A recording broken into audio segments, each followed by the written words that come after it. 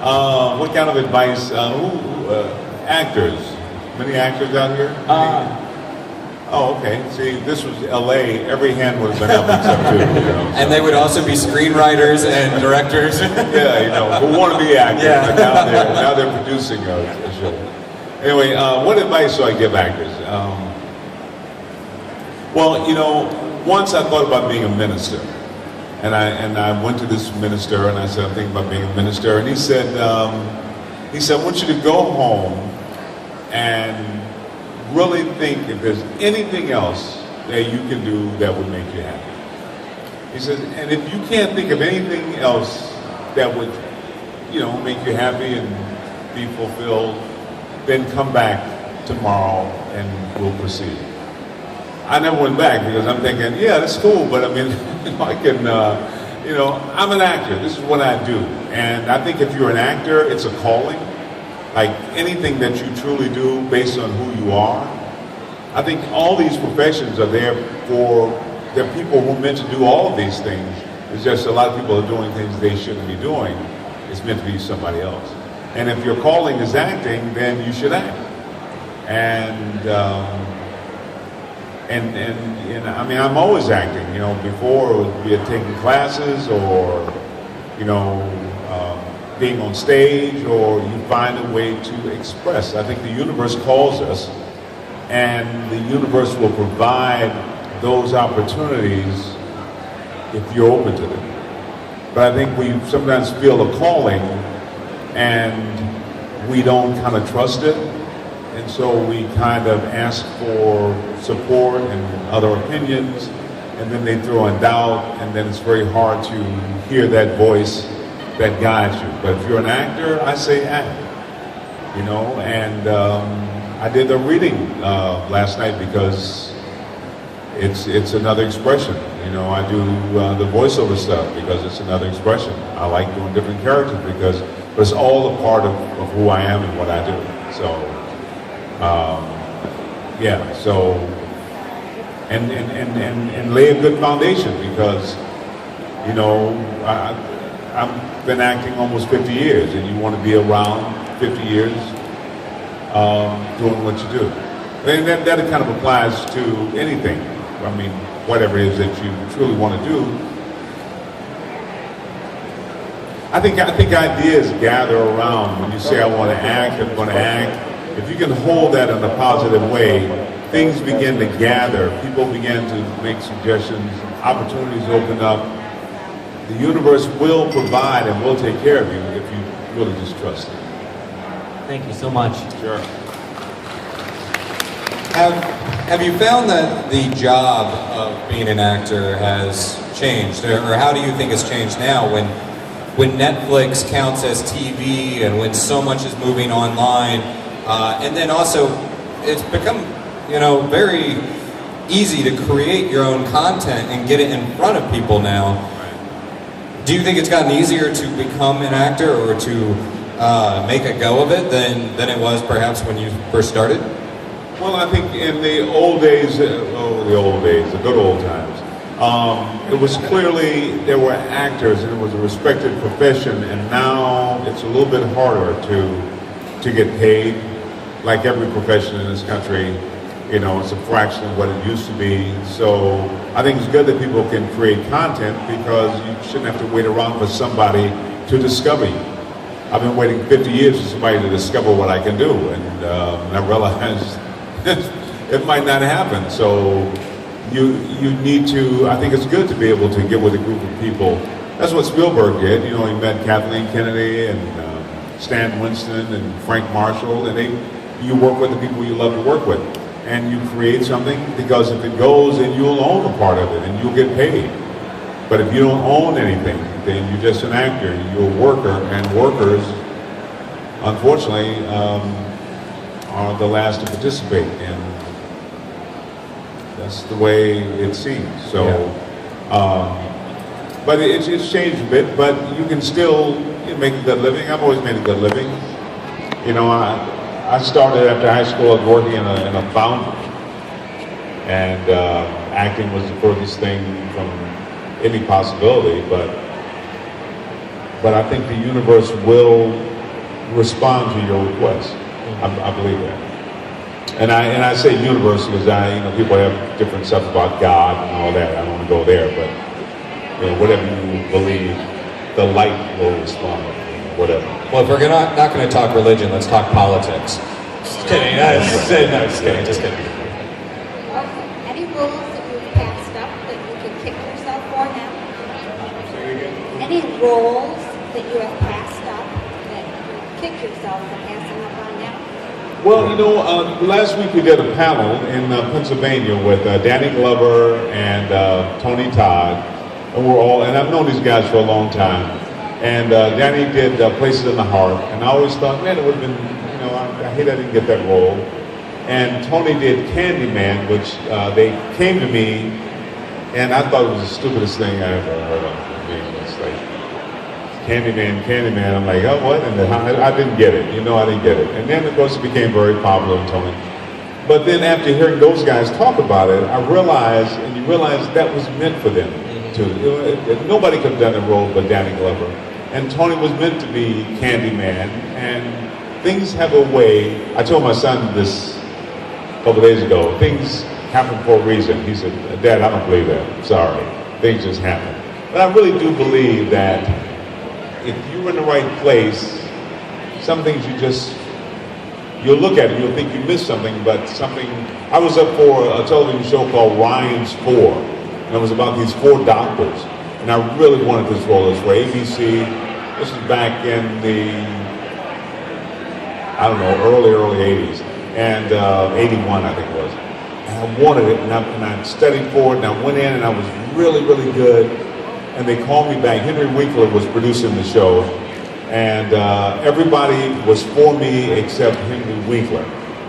So they wanted me to go back in and somehow convince Henry Winkler. And so when I went back the second time, Henry said hello, and then he left the room. And anyway, I didn't get the part. And I really, really wanted it. So I called my agent, and she says, I'm sorry, you didn't get the role, but you got this movie called Creep Zone.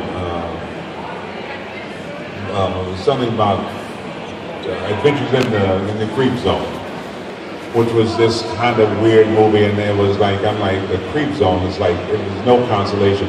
But the Creep Zone turned into Space Hunter, that Ivan Reitman produced, and Harold was one of the writers on, and I'm sure that impacted a year later Ghostbusters happening. So, we can't see these things, or we don't really know how things work out, but when you really look from a certain perspective, it all sort of works out exactly the way it should, based on a lot of things, but I think it works out. So there's nothing I really kind of regret too much. But what are some of the challenges that you feel like you've yet to show off, or the things that you want to do now? I mean, you've said you want to act and you want to work, and that's good, but what are the things that you're really hungry to try? I'm not really that hungry now. I mean, if a role is Jack Johnson, the first African-American heavyweight champion, I've always been fascinated by life 100 years ago. I mean, the things he did was just amazing. I want to tell his story, and I'll do that.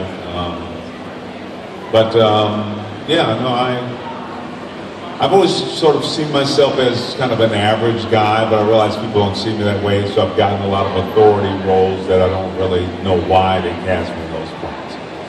But no, I'm good. I'm good. Whatever. I'm open to whatever comes up, and I'm at a point now where about a year ago I went through a health thing, and I thought it was a good chance that I was going to die.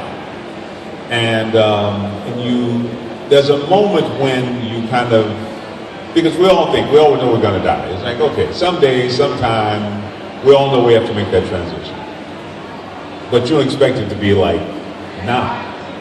And so, without going into the whole long story, I woke up one morning and my stomach was as hard as a rock, and I was in a lot of pain, and they rushed me to the hospital, and the doctor came, and the doctor, anyway, but my system was like shutting down, and I knew it. And then was this moment when it became very clear to me that this is really serious, and I could die. Now, when that happened, the doctor came in the room, no color in his face, sweating, and he said, we're going to have to perform surgery. And I said, oh, wow, when? And he said, now. And as he said, now, a guy was running in the room with a gurney, and they put me on this gurney, and they were literally running me down the hallway. And it was that moment that I thought, wow, maybe this is it.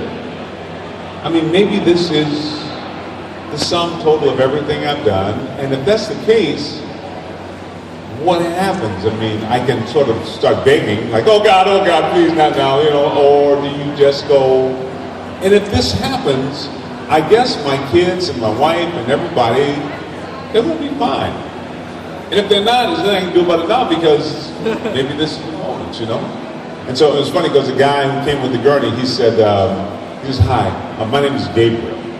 Which I'm like, and I see signs and everything, like, Gabriel, okay, like, you don't play a horn, do you? I mean, so they get me on the table, and then while they moved me to the surgery, I'm on the phone with my son in New York, and I'm calling and say, listen, I want you to know I love you, and call my son in Canada, and I call my brother, and I get to the room, and the guy comes out, honest guy, he said, I'm Christian. And so then I thought, okay, but what I realized is that it has to be okay. You know what I'm saying? It's like, it is what it is. It has to be okay. And so there's some things I'd love to do, but nothing I'm like gonna sell my soul to do. It's like, it's okay. Right. Yeah. It's okay. Just sort of spinning off that, has there been, or tell me about a time where you've had the really inappropriate fan encounter, like at the most inopportune time? Like if you are in a gurney, someone would be like, Mr. Hudson, I'm a really big fan. Like, those kinds of things. What's an example of that that's happened?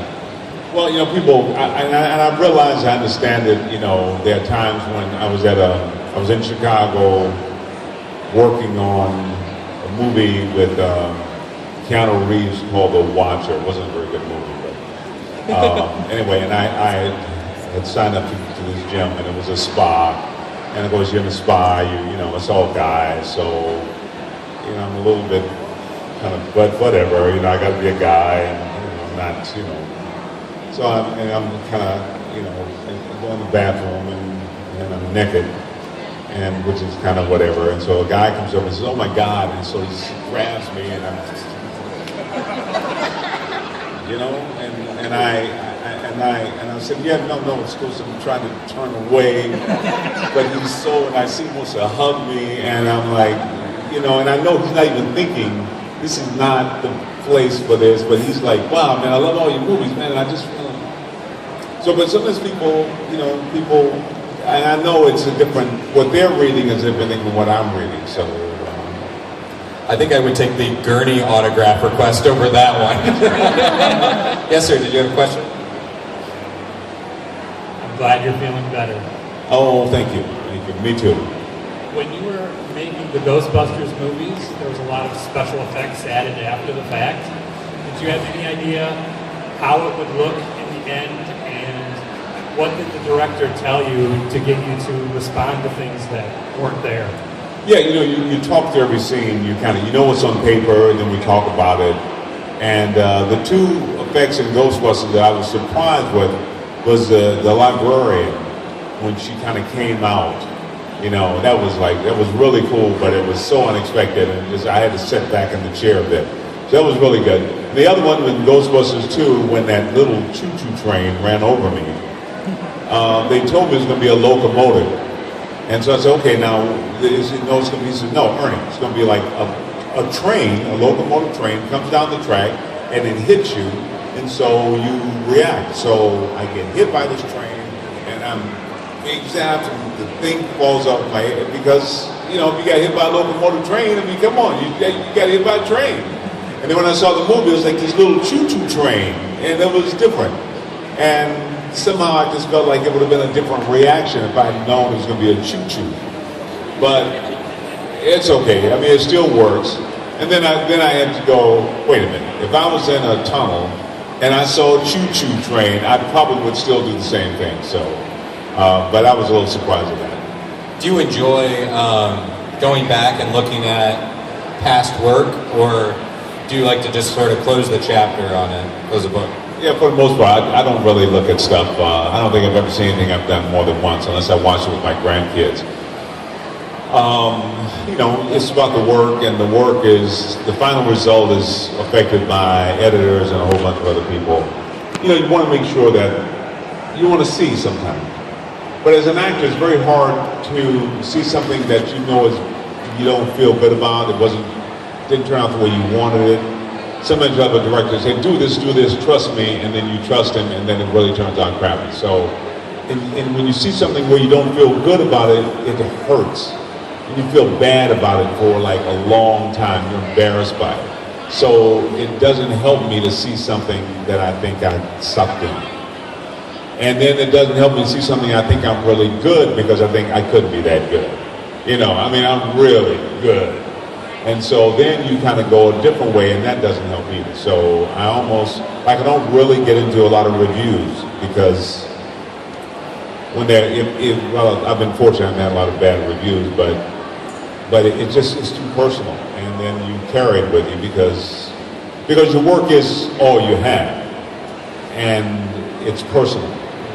So, yeah. Well, because of the experience that you have, when you're on set now with a director and they're maybe pushing you in a direction that you just don't think is right, do you push back now? Like, I mean, have you reached the point where you're like, no, this is not going to work? Yeah, I think sometimes you have to. I mean, if it really bothers me, I did one television show where there was a young director, and he really wanted certain things, and I didn't really feel. But I come from theater, and in theater, you know what I mean, you do what the script calls for, and you have to trust it. But no, if something really bothers me intuitively, I'll fight it. But sometimes people can suggest things that you try, and it actually does work. Yeah. So, you know, I try to be open. And, yeah. Okay. Yes, ma'am. You just answered my question, because I've only seen you in movies, and I was wondering if you had done any theater. Yeah, I did probably, before I did any movie, I did about 10 years of theater. I did a lot of theater, you know, and I was real broke. I had no money. Theater is a wonderful... Hard working and broke, right? Yeah, I mean, and it's very rewarding, and I tell people, the only love I've ever found in this business, I've found in theater. In theater, through rehearsal, you get to know people, and it's immediate. When you have an audience there, and you're on stage, you feel the love. In movies, it's like sex. You know what I'm saying? It ain't no love, man, you know, but it's kind of it's quick, and it's over, and the next morning it's, you know, they pass the torch to somebody else, and you're kind of going, oh man, but I thought, you know. So, but that's how I see those two. I see theater as really, I did play on Broadway, it's been about 4 years, but what happens the night of that show is something that you'll carry with you, but if you weren't in the audience, you'll never know. Movies are just very different things. Ernie Hudson, I think you just made me blush on stage here. The sex parallel or analogy. TV is kind of grueling in a different way, because you're locked into a job for potentially years on end, and as opposed to a movie, you go do it for a couple months, you move on. Are you going to go back into TV? Yeah, I love television. I love TV. I did the animated series Transformers Prime. I had a great time with Transformers Prime.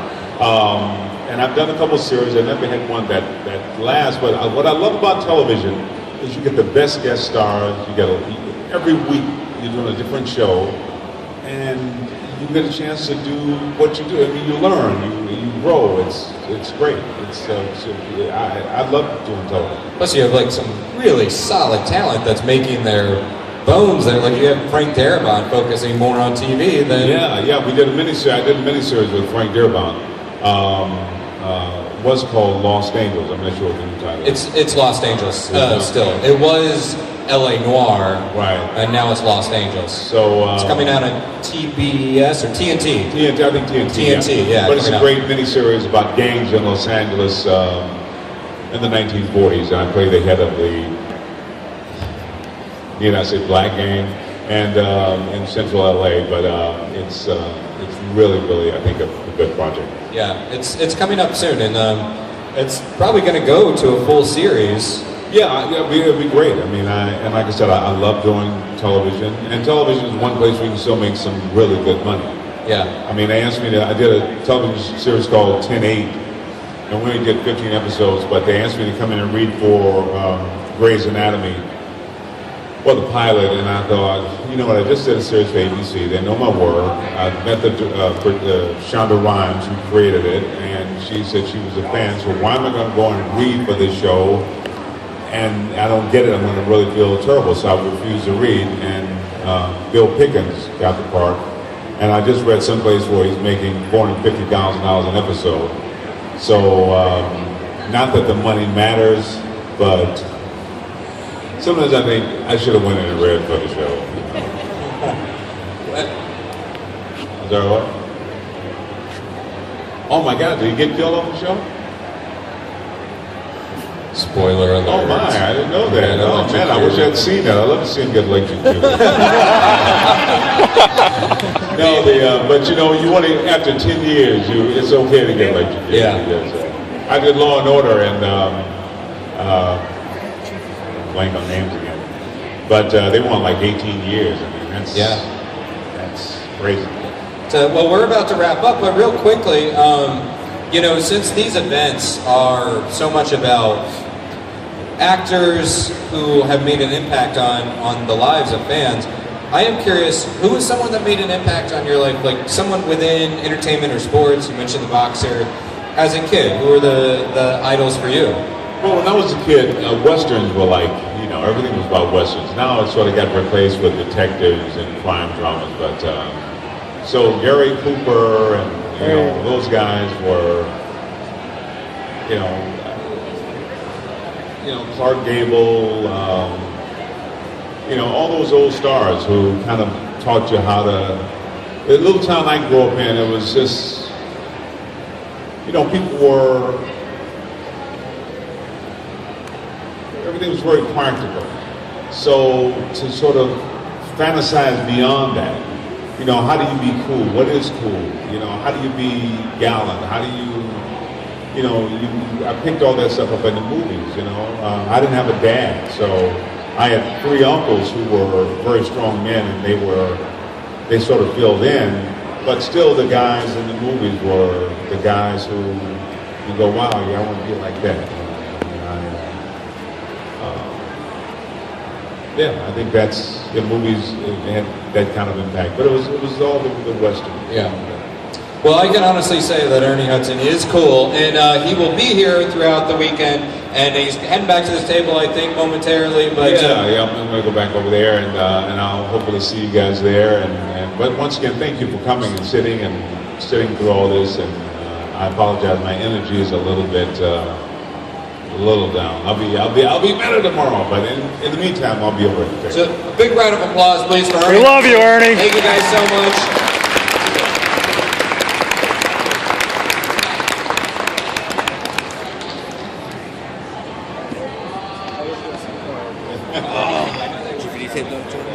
Yeah, it fucked up though. And one of the psychics lost their wedding band, so if you find it, please let them know. Please turn it in.